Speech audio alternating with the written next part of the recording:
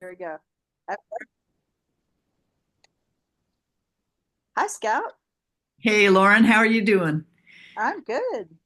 Yeah, I'm excited about doing this journey together. I think maybe we should start out, tell everybody the name of it and then introduce yourself. Okay, the name of the journey we're doing together down the river is listening for and heeding the quiet voices. So it's a journey of discovery as we spend our week on the river together, finding what's there. Fabulous.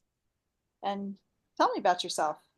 What's your Well, background? I've been a guide pretty much all my life. I'm a naturalist, an explorer, and a guide, and I grew up inside a natural history center for kids. I started working there when I was 11 and spent my youth wandering the mountains and ocean sides and deserts of largely of California and Nevada, and learning about the natural cycles and living inside. I was kind of a little feral human myself.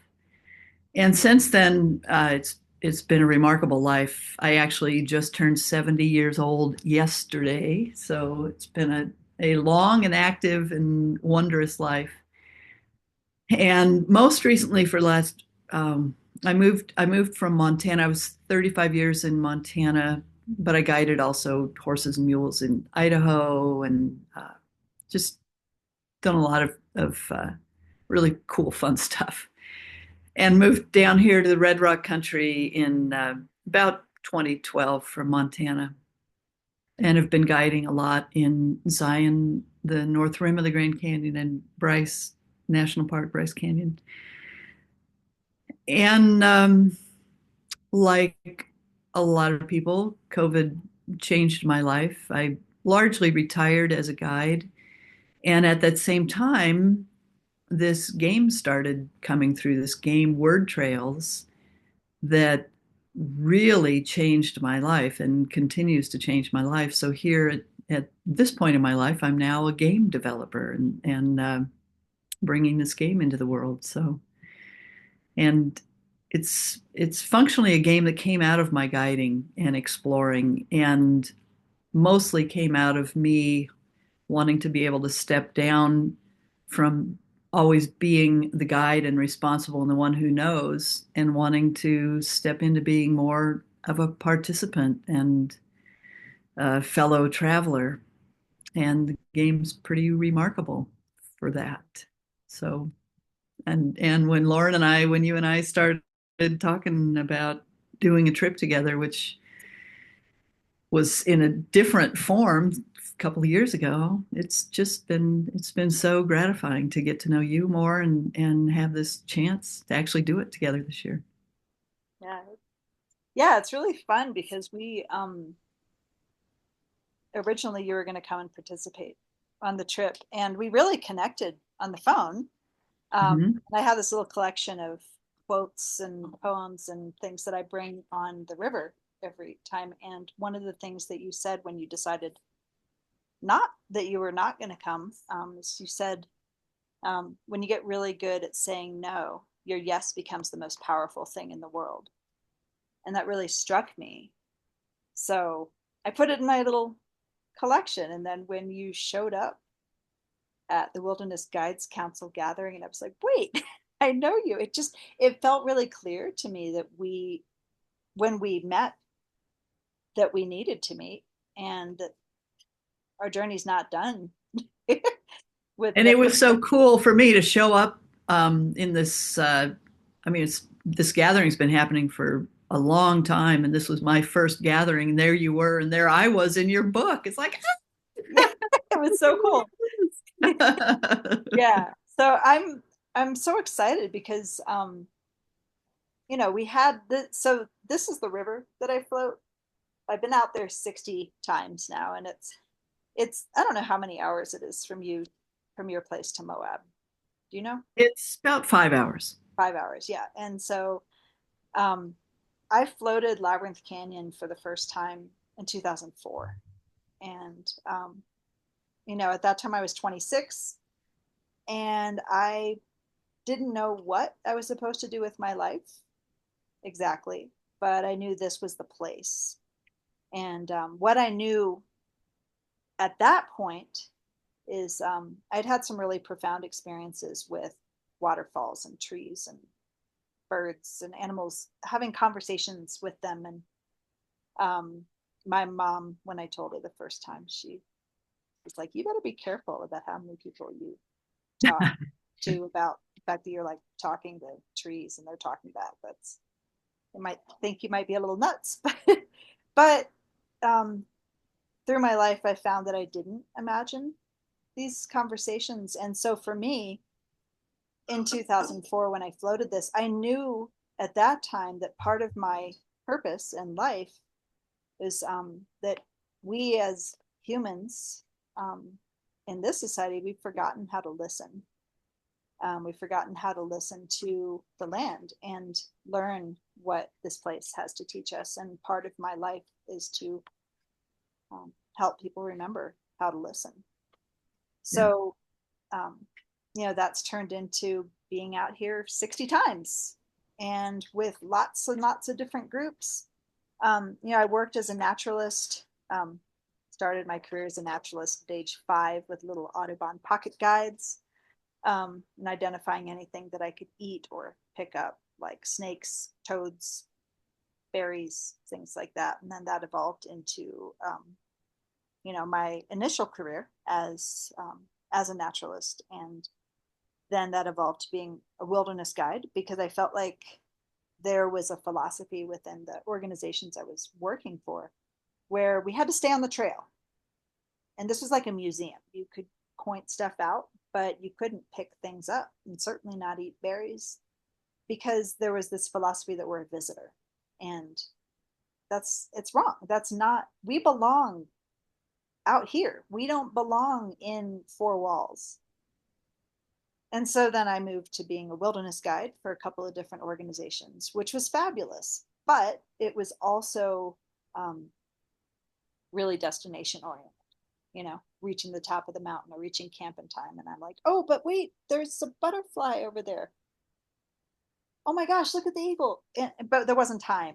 There wasn't time to stop. There wasn't time to step off of the trail and go chase a waterfall, see what's up there or whatever. And so that put me into a little existential crisis of like, well, if I'm not a wilderness guide, then who am I? And that journey led me to doing a coach training and a transformational wilderness guide certification, and then realizing that there's actually a word for what I've always done, which is called rites of passage. I didn't realize that people actually encourage people to go out into the wilderness and listen and pay attention, holding a question or an intention, and seeing what the natural world has to share about that intention. So that's how I ended up meeting you, because the Wilderness Guides Council, um, they started with a whole bunch of people that lead rites of passage, and it's evolved, but into people that are really about nature connection, no matter what the avenue is. Yeah. But I realized that leading rites of passage here is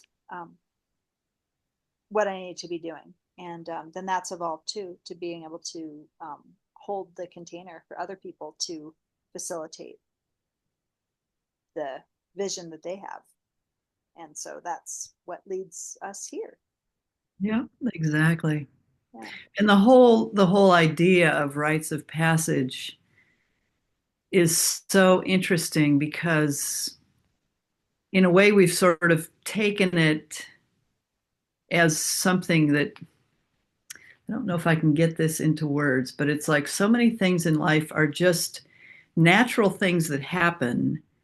And we humans have sort of brought it back around and said, oh, we're doing this cool thing and it's this, and it sort of gets imposed from the outside instead of being this natural thing that when you're just in the wilderness, it happens, right? It's not something we have to build a container around. It's useful to do both so that we do have the container, we see what's going on, but we're actually out in life doing it, out on a canoe trip or out on a backpacking trip. I see this, my best example of this is one of my favorite things to do is to guide a three-generational trip Mm. up the Zion Narrows. It's just a half a day. It's not a great big deal. I mean, it's to them, it's a great big deal, but it's not, an extended week-long journey.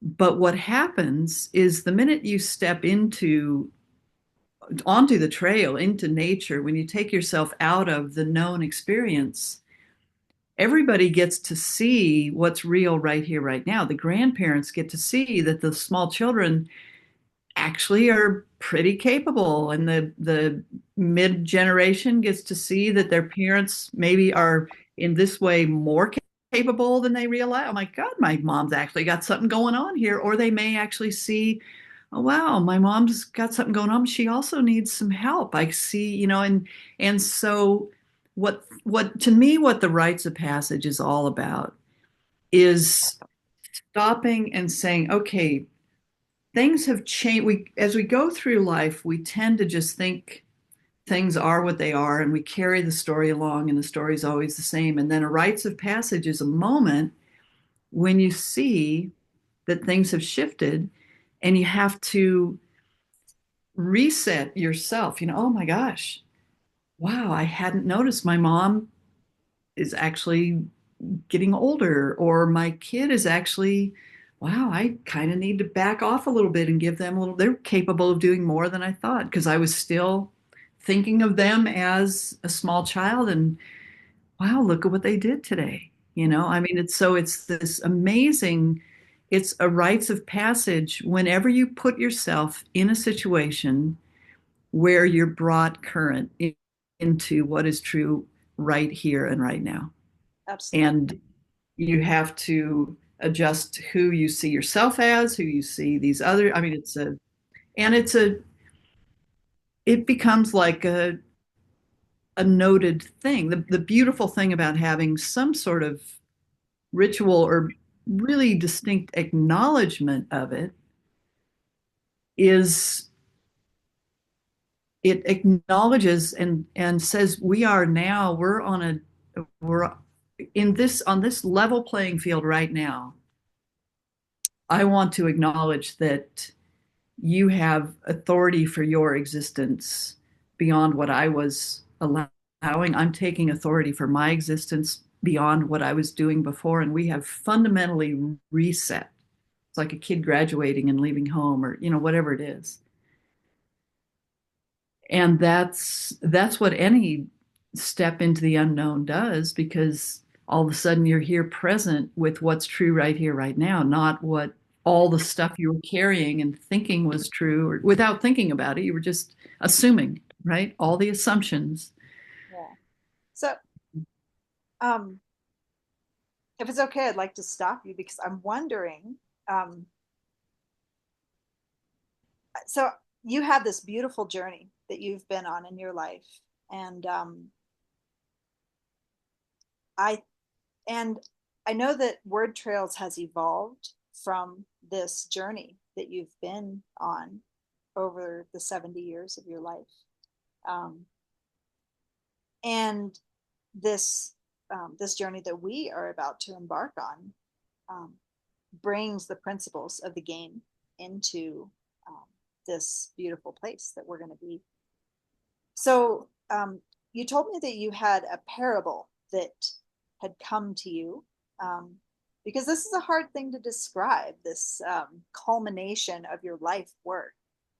So I'm really excited to hear this parable. I was wondering if you could share that.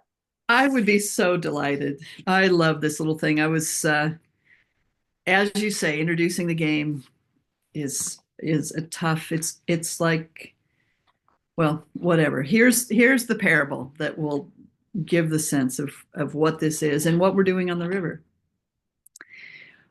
Once upon a time, in the long, long ago, when people first became self aware animals, they got curious about this thing called thinking that they were doing. It was pretty different than anything they had done before. And they wanted a way to understand it all. They wanted to understand themselves, each other, and the world around them. And they found a way to work together where one person could ask another questions, clarifying questions to help uncover the truth behind the thinking. People sought out the wise ones who were skilled at asking questions that helped to bring forth desires and potential. And it was good. Over centuries, over millennia, over timeless time, the practice of questioning evolved. As things do, step by tiny step, it began to shift. Slowly and inexorably, the very nature of questions transformed. What were once invitations to explore together gradually became demands for explanation. Questions came to feel like tests rather than handles on doorways to discovery. As questions became tests, questioners became judges. And as questioners became judges, interactions became contests between who was right and who was wrong, good or bad, yours or mine. And somehow in there, a disembodied them began to grow. Having or getting the right answers to the questions began to matter more because of them than because of us or me or you. The process developed into a power struggle around authority, and the authority became more and more the disembodied they, less and less real, less present, less and less about what is true right here, right now, for you and for me. And permission to be curious faded as the fundamental purpose of questioning was lost. Questions became weaponized, tools for judgment leading to punishment rather than discovery, understanding, and connection. Interaction became more and more about measuring up than listening, wanting to discover what a person desired, thought, had aptitude for, was interested in, what difference they hoped to make in the world around them, what they would like to leave as their trace in the world. One day in the very, very early morning, when the veil between dreams and daylight is at its most thin, a new entity dipped one little toe into the waters of this world, wondering if it might have a place here now. It began as one imagined blank chip, which, when two hands reached up to welcome it and draw it in, it became two separate chips. When the hands came down, each hand was holding a chip, and on each chip was a word. In the left hand was a chip saying can, and in the right hand was a chip saying have to. And there was a moment of great stillness as what had seemed like one thing became two. Over the 4 years since that early morning, this being has continued to emerge and grow into its current form as word trails. Word trails placed itself among these people and said, what if you hand me the authority for a minute? I'm not a judge. People debate what I am, whether I'm a game or a tool or a puzzle, but like most things, what I'm called is far less important than what I do. What I do is offer a chance to re-experience what it is to wonder before you ask and answer a question. What I do is remove both the demand for and the possibility of explanation. This will let us all back away from the need to own anything. Allow me for a moment to release you from the obligation to explain yourself. Allow me to remove everything that naturally unfolds when someone tries to take ownership of something that belongs to you. Allow me to take away the need to have to identify the meaning of your actions. What you mean when you say or do something is a very personal and complex thing, built on the unique trail you've created and followed over your lifetime of experience. Allow me to hand your personal meaning and your wondering about it back to you, for you and the others to wonder about, rediscover, consider, and honor. Word Trail says, here's the setup. I offer a reset to life where all possibilities are back on the table. These 300 chips, 50 cards, 17 organizing questions, they represent infinite possibility. If there's ever a word or action you need that isn't there, just add your own. As you step toward this game space, consider what will happen when you enter. You agree to simple rules. You can place pieces however and wherever you like as you build trails together. But once a piece is played, it stays on the table. Let other people know where you share resonance by placing a trinket on the resonant piece.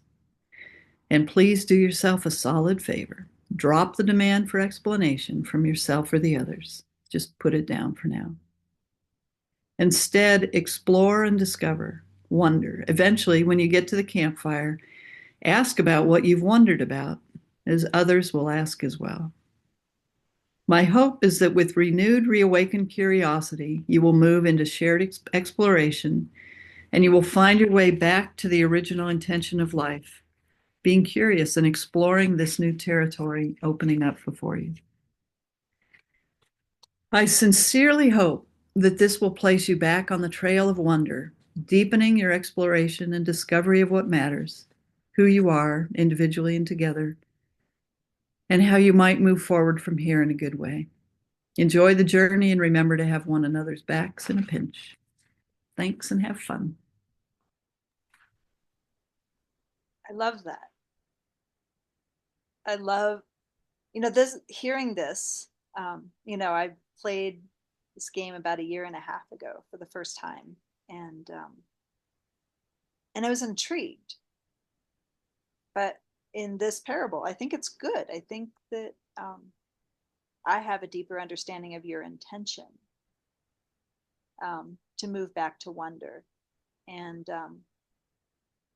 and I feel in myself the defensiveness that comes in with me when I start explaining why I did or said what I did. And yeah, so that makes a lot of sense I to me. love hearing that. And the thing that I love about this story, I mean, this came through in the same way the game came through. I was just sitting in Escalante and this appeared. And it's what I want to have be understood about this game. It's the key piece to this game is this game is not something that Scout Wilkins sat down and said, I know what I'll do. I'm going to make a game and it's going to do this, this, this, and this is going to be the point.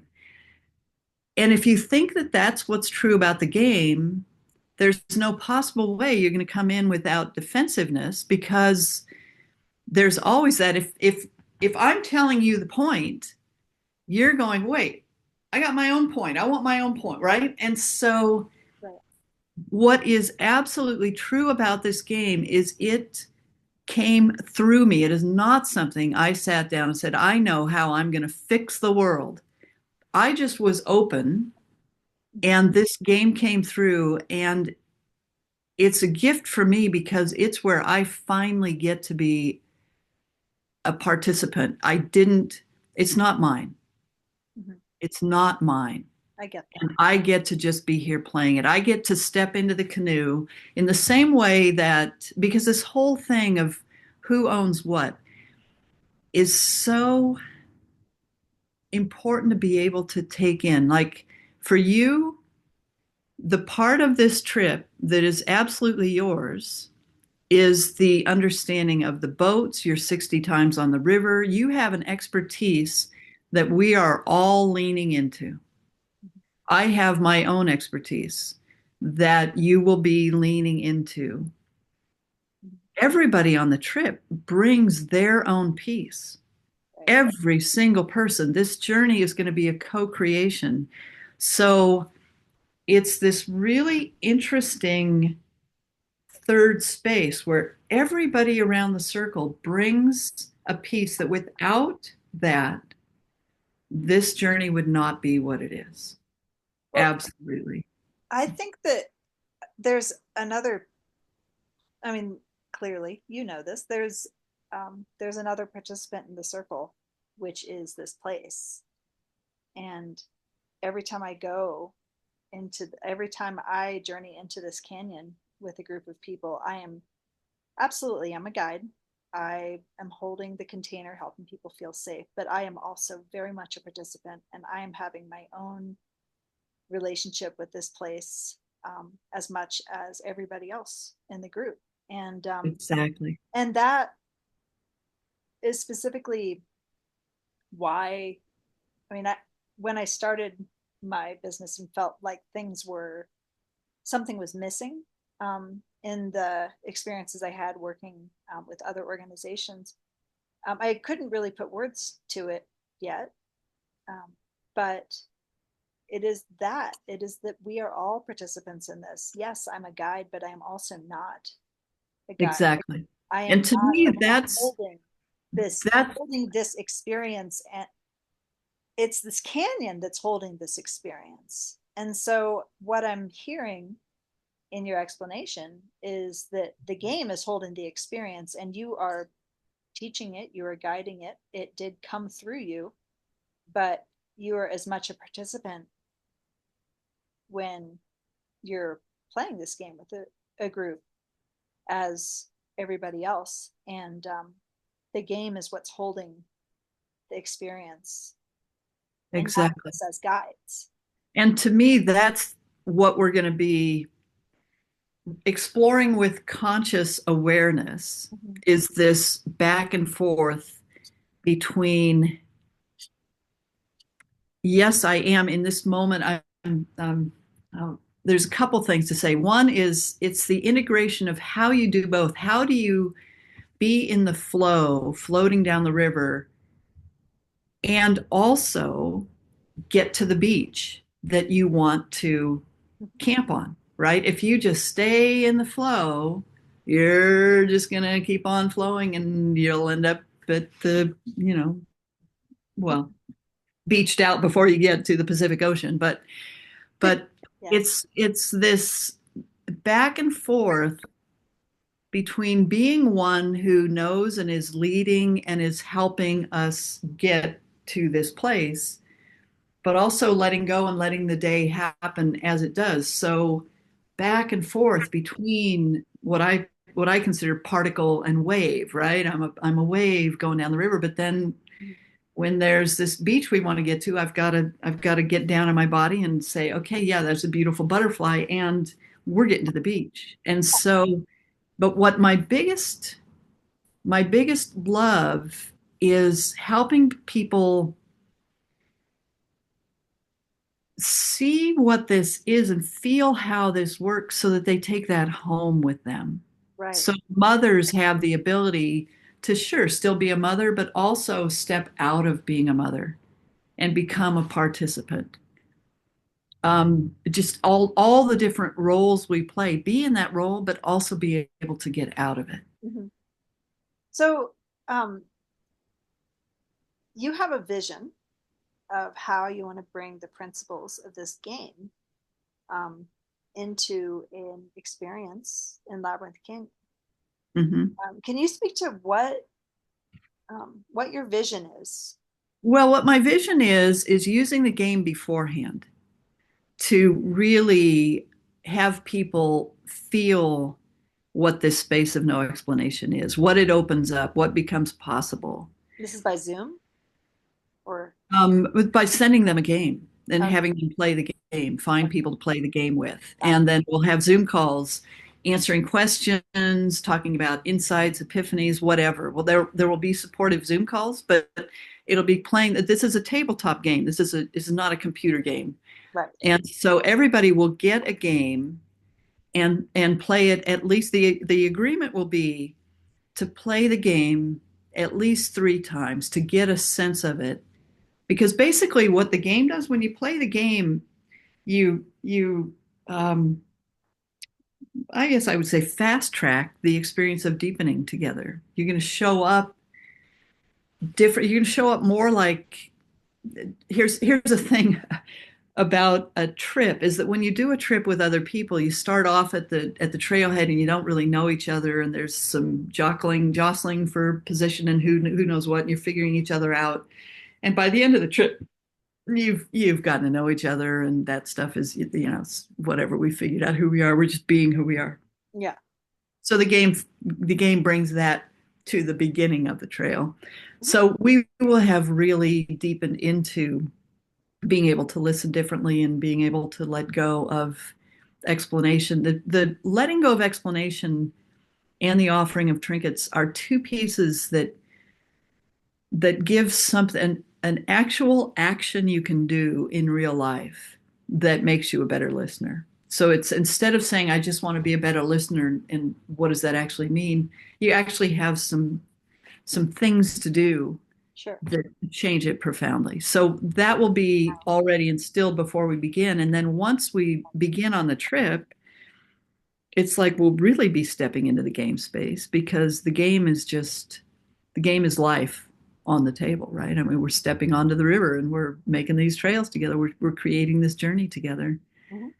And we'll be living as much as we can within the game principles of, sure, there will be explanations. Here's how you manage your canoe. You do such a great job keeping people safe, having them know what they need to know. But we'll be really diligently removing explanation where it is not serving, and seeing what happens. So we'll Beautiful. be living the game once we get on the river, and it'll be an exploration for all of us, because that's the nature of the game.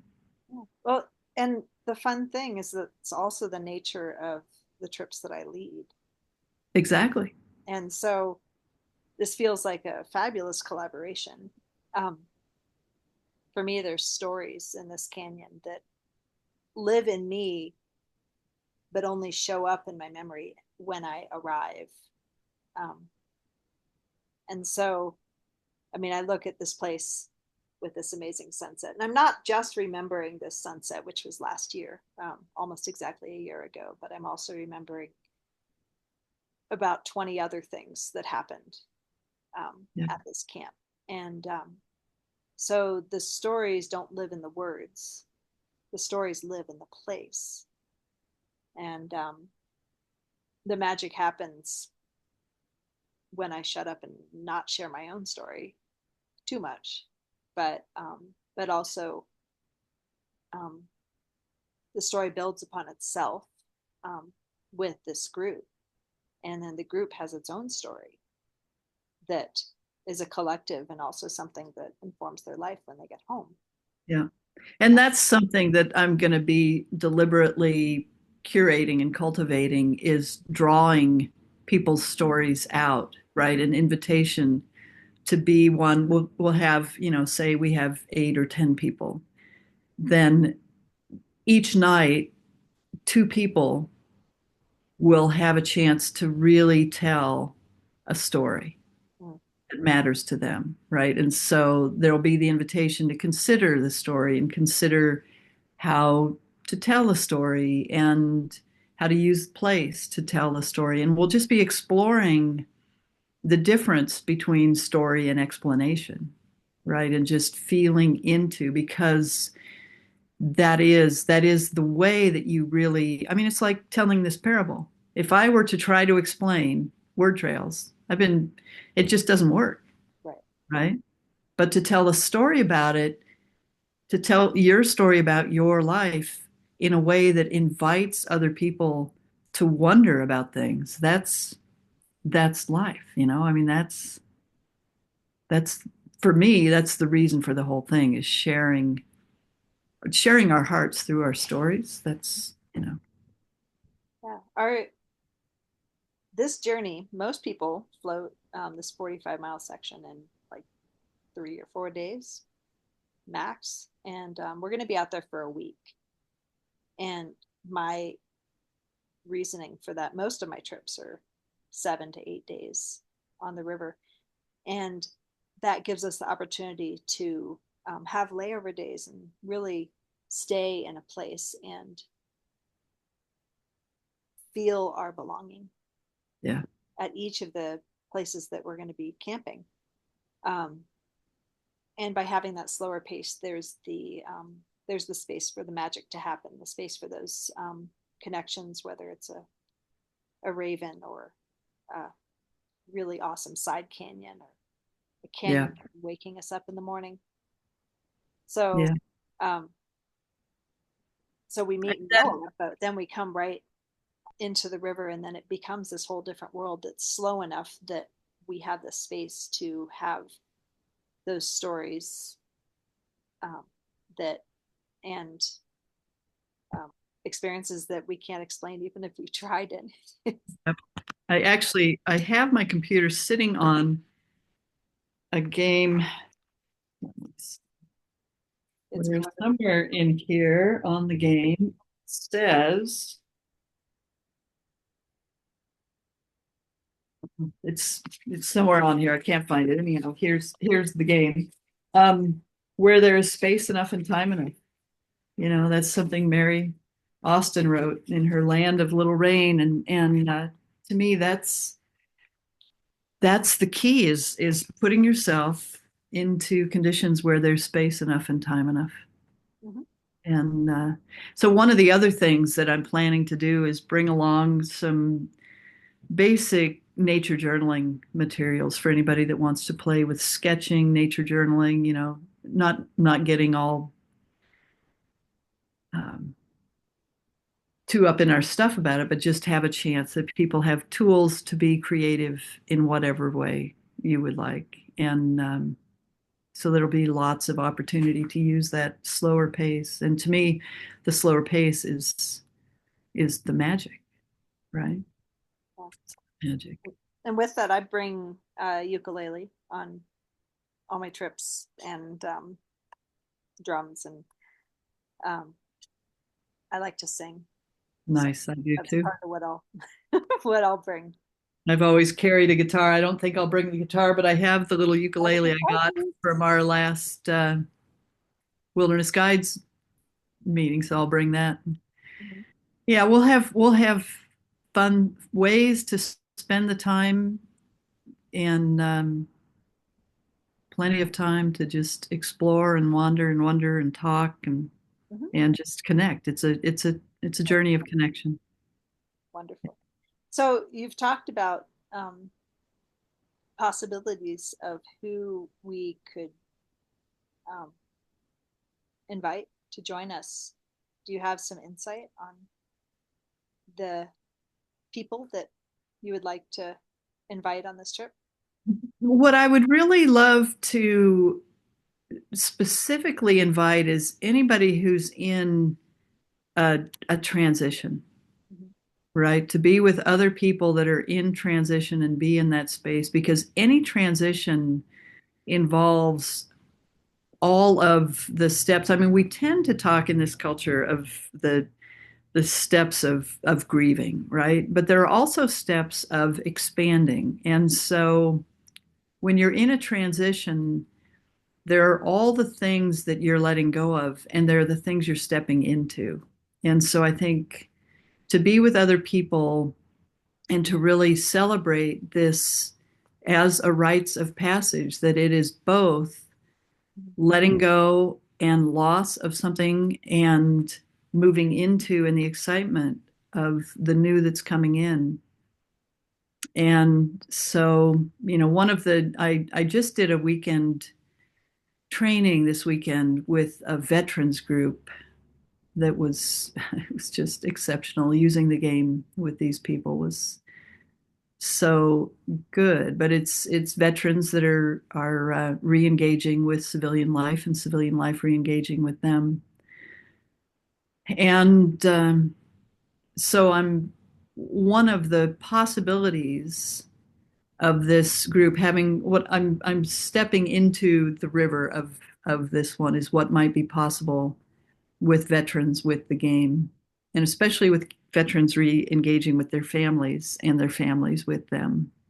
So I'm imagining I'm going to be talking with other veterans groups, and I have one in particular that I've already spoken quite a bit about, Mm-hmm. um, taking spouses, veteran spouses on this trip, and having it be a trip for spouses of veterans who are all dealing with the similarity of what it means to have someone come home. And the thing is, what becomes true is that that becomes an expansive circle that kind of includes everyone. When you think about what it's like to have someone come back home when you're the one that stayed home and they went off, Sure. it's, I mean, that covers a lot of things. And so that's just some thinking. I'm going to be interested to see what happens when we share this conversation we're having, when I have other conversations. I mean, there's it could be as tight a group as it wants to be. If a group of, I can imagine a group of people who know each other and they're all in this, and that's one group I'm going to work out or reach out to. Mhm. And so it might be a group, a preformed group comes, and it may be a very almost random group of people, but I feel quite sure that who is going to step into the river is people that are in transition that this trip is going to serve deeply. Beautiful. Is there anything that you'd like to share in conclusion before we stop the recording here? Um, I would say there's lots of support. There's so much support. If you're wondering about whether or not this trip is a fit, absolutely feel free to reach out. I'm sure reach out to Lauren, reach out to me, and that's easy at scoutwilkins.com. Lauren And at the Rivers or Path word, for me. say that again. Lauren at the riverspath.org for me. Okay. You can look at Word Trails, the website for the game at wordtrails.com. Um, yeah, just I guess my one deep request is let yourself step in. Lean in, lean in. This is life. This is your life. Lean in. It's a good thing to do. Awesome. Thank you so much. Yeah. Thank you, Lauren. This has been great. I'll stop the recording. Yay.